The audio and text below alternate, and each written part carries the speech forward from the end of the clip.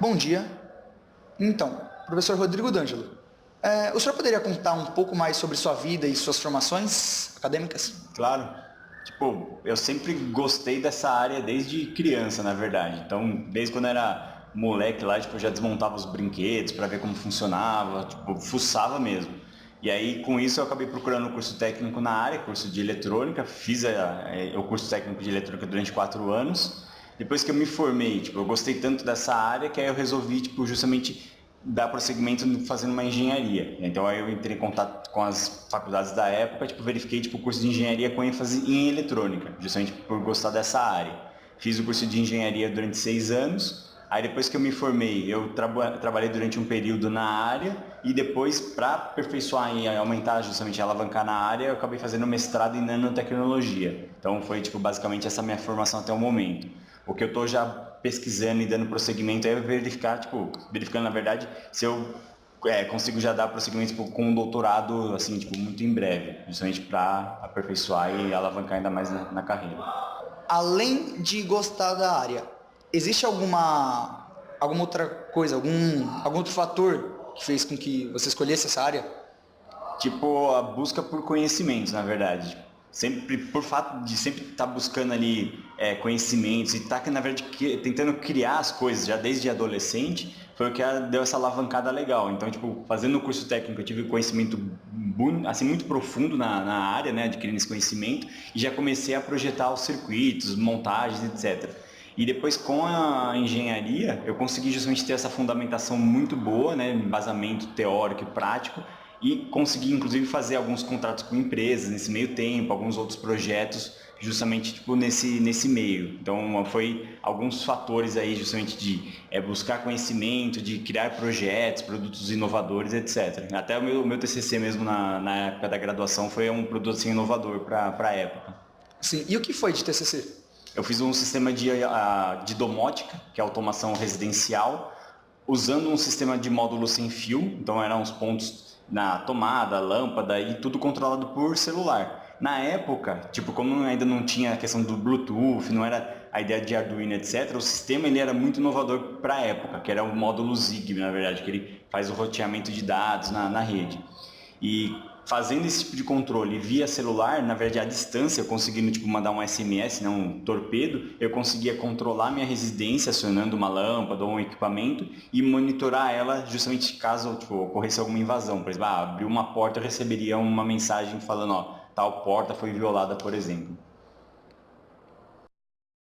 Então, professor, pelo que eu sei, você já foi representante da CIPA, certo? Uhum. E CIPA, questão de segurança no trabalho. E já presenciou muitos acidentes ou muitos problemas em lugares? Sim, tanto aqui na escola, eu já fui tipo cipeiro aqui pelo ano passado, com a vigência até esse ano, e renovei o cargo de membro da CIPA para esse ano com a vigência até o ano que vem.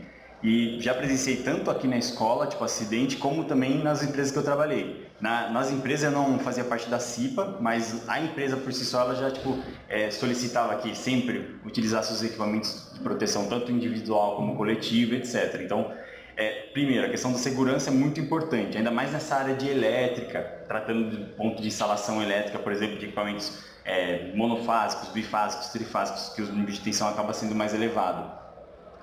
Aqui na escola, tipo, normalmente o acidente que pode acontecer, às vezes é durante uma aula prática, por exemplo, mas o laboratório, por exemplo, ele é composto por equipamento de proteção, então caso venha ocorrer algum curto, algum tipo de acidente desse tipo, esses equipamentos de proteção vão atuar na proteção.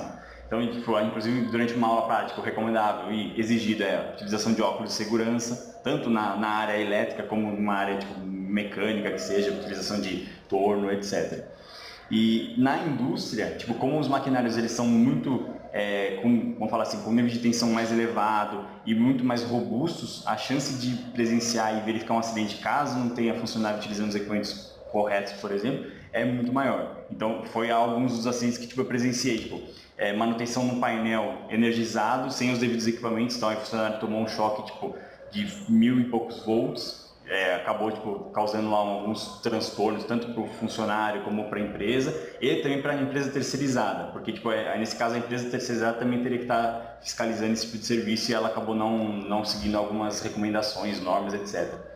E é basicamente essa a ideia. Então, dependendo do acidente, teve um outro também tipo, que era com um motor e a pessoa tipo, enroscou sem querer, ou esse que é o problema, a manga da camisa tipo, nesse eixo do motor. Então, tipo, rasgou a roupa da pessoa. Por sorte, foi só a roupa, que poderia justamente ter causado um dano maior, por exemplo, no braço da mesma.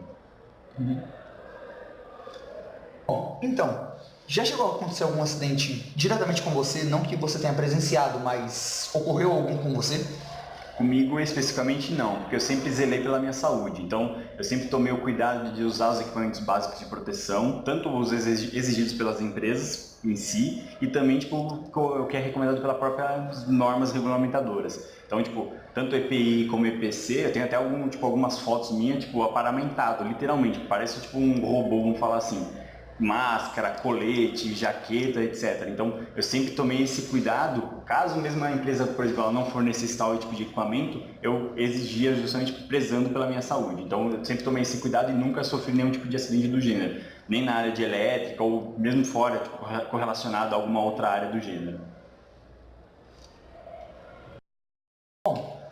Do jeito que você consegue ver hoje em dia como está as áreas de trabalho, entre outras coisas. Se você pudesse, você trocaria ou você acha que essa é uma escolha que você fez bem, que é uma coisa que você gosta e que você está bem aqui?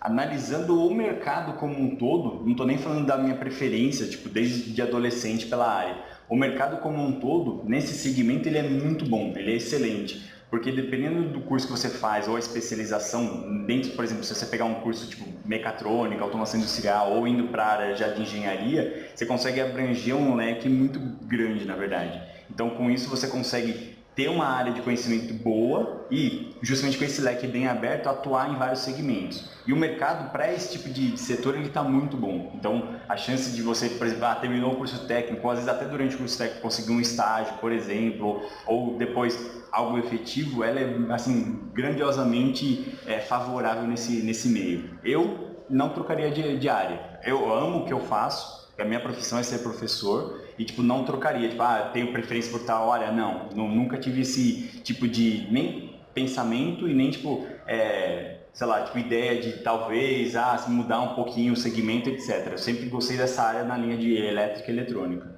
Sim. E quais dicas você tem para dar para alguém que está no começo, por exemplo, alunos de técnico de mecatrônica, técnico de automação, técnico de elétrica?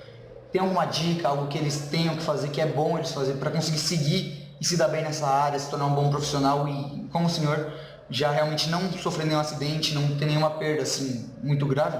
Sim, além do curso em si, tipo, por exemplo, um técnico em mecatrônica, técnico em automação industrial, por exemplo, ou em alguma outra área correlacionada, o ideal é que, se você realmente tem essa preferência pela área, é complementar a sua formação com cursos extra classe, extra curriculares. Por exemplo, você pode fazer um curso de alguma norma regulamentadora, por exemplo, NR10, que é inclusive uma norma exigida pelas empresas. Então, você vai fazer qualquer tipo de serviço na área de elétrica, por exemplo, a empresa ela vai exigir esse tipo de norma. Então, você tem que ter essa capacitação e certificação nessa área, por exemplo, e nesse curso específico.